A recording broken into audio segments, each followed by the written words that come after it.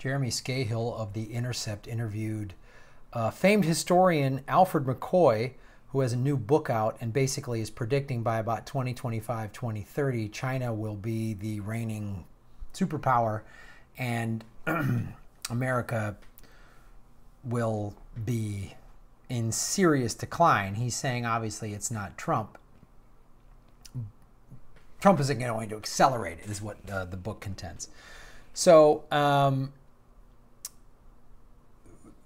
for those of you who don't know Alfred McCoy, he did a book during the Vietnam War entitled The Politics of Heroin.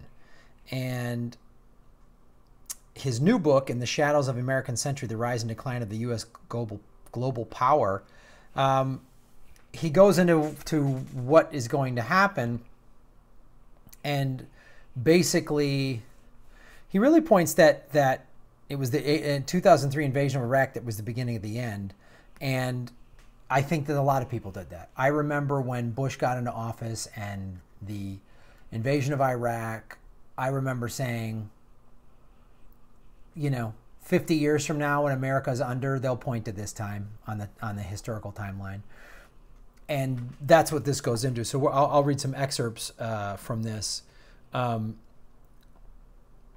The American century, proclaimed so triumphantly at the start of World War II, may already be tattered and fading by 2025, and except for the finger-pointing, could be over by 2030, McCoy writes. Imagining the real-life impact of the U.S. economy, McCoy offers a dark prediction. For the majority of Americans, the 2020s will likely be remembered as a demoralizing decade of rising prices, stagnant wages, and fading international competitiveness. After years of swelling deficits fed by incessant warfare in distant lands, in 2030 the U.S. dollar eventually loses its special status as the world's dominant reserve currency. And we've talked about this, the petrodollar. I mean, Gaddafi tried to do that. They killed him. Saddam tried to do that. They killed him. This is a lot of what Assad is trying to get away from this, and this is what is happening. Suddenly, there are punitive price increases for American imports ranging from clothing to computers, and the cost for all overseas activity surges as well, making travel for both tourists and troops prohibitive. Unable to pay for swelling deficits by selling now devalued treasury notes abroad, Washington is finally forced to slash its bloated military budget. Under pressure at home and abroad, its forces begin to pull back from hundreds of overseas bases to a continental perimeter. Such desperate move, however, comes too late. Faced with a fading superpower incapable of paying its bills, China, India, Iran, Russia, and other powers provocatively challenge U.S. dominion over the ocean, space, and cyberspace. And what is, Hedges has talked about this, Noam Chomsky has talked about this, and when these prices and everything starts going up, you're going to see, I said this during the Occupy Wall Street movement, I said it's going to come back more organized and it's going to come back more violent. And when people really seriously can't feed themselves, unlike the Great Depression when there were droves of people because of the Dust Bowl, now a lot of people have guns. And with an increasingly militarized police force that just goes to violence. I mean, a woman in a bathrobe gets gunned down in Minnesota because she called the cops about a disturbance. What do you think they're going to do to protesters? And if any of those protesters have a weapon, you're going to see full-scale bloody riots. And they're going to just quell the riots with just brute military force. And America's going to get pretty gnarly.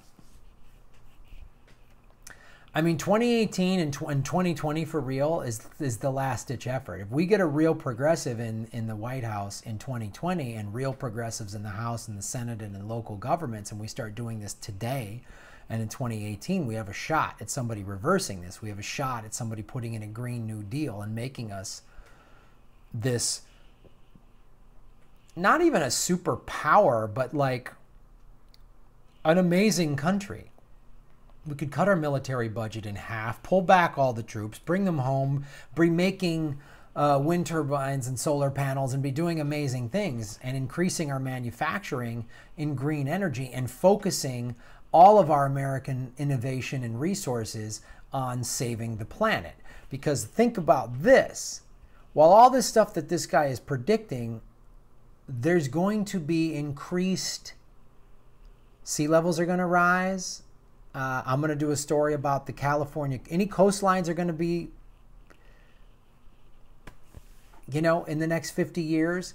So as economies collapse and extreme weather gets more severe, what are we going to do? There is a shot at saving this.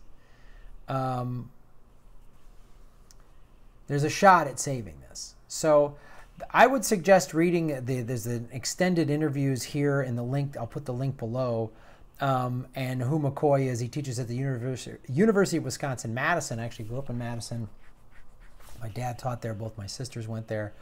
So go Badgers. And this guy, when he wrote the book in the 70s about how the CIA was taking heroin sales from Vietnam, they bugged his phone. They gave him, they audited him. The IRS audited him. You know, all this crazy shit happened. And there's also an interview on the Intercepted podcast with Jeremy Scahill. So I would really watch this because it's something to pay attention to. And he's, you know, if he went after the CIA and how they have been complicit, if not